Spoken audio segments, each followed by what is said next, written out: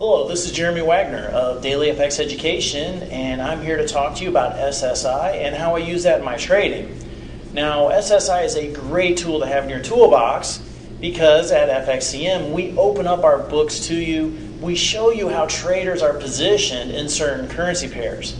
So as a trader, wouldn't it be nice to know who's out there buying and who's out there selling? And that's exactly what we show you in the SSI. Now, intuitively, you may think, well, gee, if I open up the SSI and I see that there are the majority of traders who are out there buying, then that means I need to go out and buy as well. No. Actually, SSI is a contrarian type of signal, meaning when you have a lot of buyers on SSI, then we're going to be looking to the short side of the trade.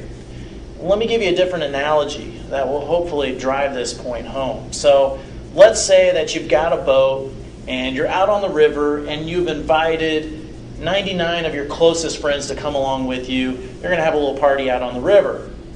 All of a sudden, one of your friends says, hey, check this out over here. Looks like there's a clownfish swimming around in this river. And so a lot of people, 80 of these people, start to pile over to one side of the boat. They're checking out this fish.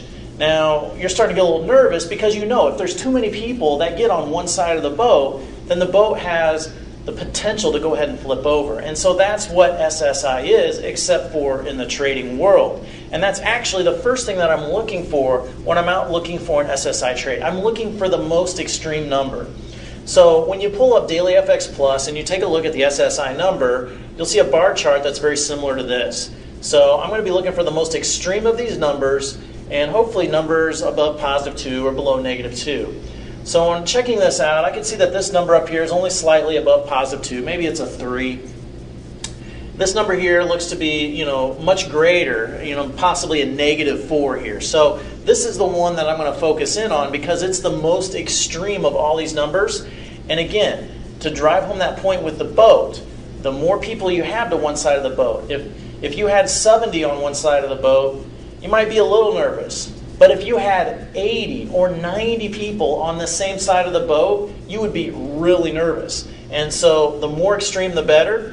And then the second thing that I'm looking for is when the SSI traders are trading against the trend. So since I'm looking here and we got a lot of short traders, if I check out the chart of this currency pair and there's a lot of, if it's an uptrend, then I've got a potential SSI opportunity.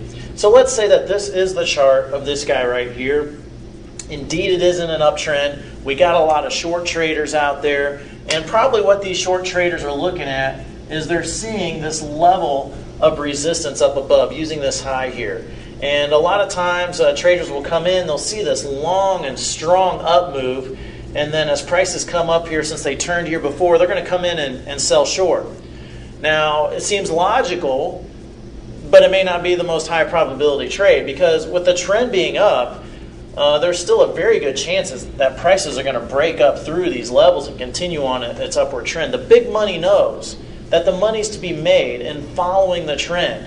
And so the second key here, when the SSI are going against the trend, that can oftentimes add rocket fuel to the trade. So I'm going to look for a breakout trade. I'm going to look for prices to enter up into this area above the resistance. I'm going to place an entry order up here.